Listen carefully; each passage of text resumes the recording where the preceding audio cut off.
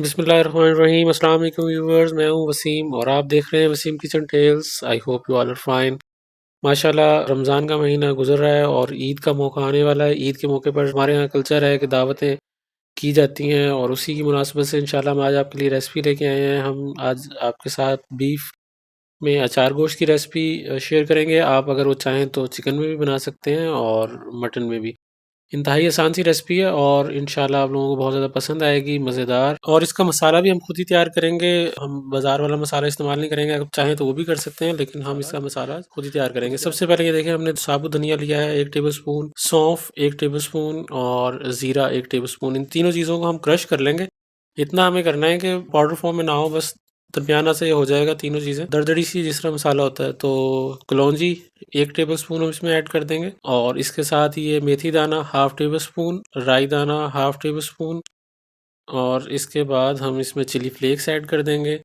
1 table spoon है ये।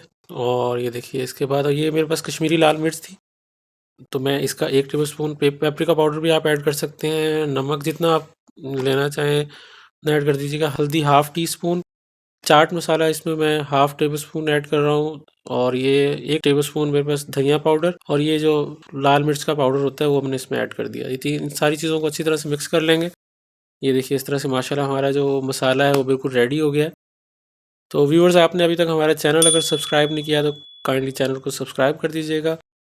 Pan में अब हमने ऑयल ले लिया है। ऑयल में हम इसमें ये देखें रफली चॉप की एक बड़ी प्याज या 2 छोटी हैं तो आप वो लेके इन्हें अच्छी तरह से हम फ्राई करेंगे और जब तक ब्राउन नहीं हो जाएंगे। ये देखिए।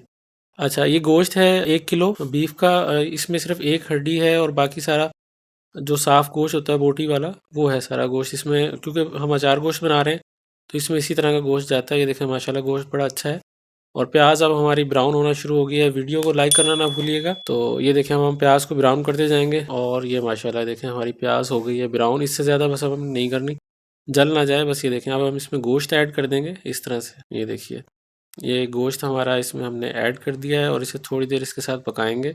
अगर आप प्रेशर कुकर लगाना चाह रहे हैं तो प्रेशर कुकर लगा लीजिए, नहीं तो ये हम इसमें आधा घंटा से 40 मिनट लगेंगे, हमारा गोश्त इस तरह से भी गल जाएगा। तो ये देखिए माशाल्लाह, हमने अब इसे गोश्त को हम तकरीबन आधे घंटे के लिए दम पे रख देंगे ताकि ये गल जाए अच्छी तरह से। अब हम जो इसमें हरी मिर्चें हैं अचार गोश्त में, जो कि एक बहुत अहम चीज़ है, वो हम उसका मैरिनेशन बना लेंगे।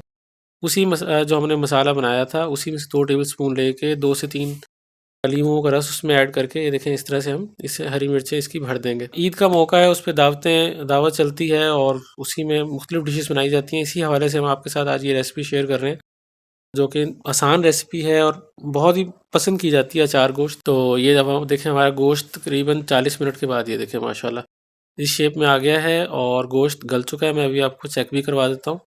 ये देखें, अभी हम चम्मच के साथ इसे तोड़ के देख लेंगे। ये देखिए गोश्त बिल्कुल जिस तरह परफेक्ट हो गया है, परफेक्ट तरीके से गल चुका है। अब हम दही में, ये देखिए दही में मसाला ऐड कर देंगे जो हमने उसमें मिला के ऐड करना है। ये देखिए 2 से 3 टेबल स्पून लिया है मैंने, सारा मसाला ऐड नहीं किया। अगर आप ज़्यादा स्पाइसी पसंद करते हैं तो ज़्यादा ऐड कर लें। तो अब हम इसी पॉइंट पे गोश्त में दही और उसमें मसाला मिक्स करके ये देखें ऐड कर देंगे और इसे थोड़ी देर के लिए पकने के लिए छोड़ देंगे इस तरह से, ताकि ये जो इसका ने दही और उसके अंदर मसाला डाला है उसका जायका अच्छी तरह से गोश्त में आ जाए। देखें, अब टमाटर का ये है कि टमाटर को इस तरह से इसके ऊपर जला के थोड़ा सा इसके छिलके उतर जाएंगे और फिर उसकी पेस्ट बना के हम इसमें ऐड करेंगे। अगर आप वैसे ऐड करना चाह रहे हैं तो ठीक है, लेकिन इससे जायका ज़रा इन्हेंस हो जाता है। तो ये देखें, अब दही के साथ इस तरह का कलर इसका आ गया है। तो मैं यहाँ पे वो टमाटर आपको दिखाना भूल गया था, वो वीडियो में से स्किप हो गई, लेकिन हम इसमें यहीं थोड़ी देर बाद इसमें टमाटर ऐड कर देंगे। इसी पॉइंट पे आप कर दीजिएगा। उन टमाटर जो थे उन्हें ग्राइंड करके और आप इस तरह डाल दीजिएगा। टमाटर भी पकने के बाद अब हम ये फाइनल पोजीशन में हमारा आ गया है। जो सालन है उसमें हम ये हरी मिर्चें जो हमने फिल करके रखी थी ये इसमें ऐड कर देंगे और इन्हें थोड़ी देर के लिए दम करके रख देंगे ताकि ये अच्छी तरह से गल जाए। बस ज़्यादा नहीं गलानी, इसी मसाले में इसका सभी जायका आना शुरू हो जाएगा। तो माशाल्लाह ये देखिए, अब हमारा जो सालन है वो बिल्कुल रेडी है और आप हमारी रेसिपी के साथ बना के देखिएगा अचार गोश्त। इंशाल्लाह आप लोगों को बहुत ज़्यादा पसंद आएगा। इजी है एक तो रेसिपी, दूसरा आप लोगों को इंशाल्लाह बहुत ज़्यादा पसंद आने वाली है ये रेसिपी और आपको तारीफ़ सुनने को मिलेगी जब आप ये अगर मेहमानों के लिए दावत में बनाएंगे।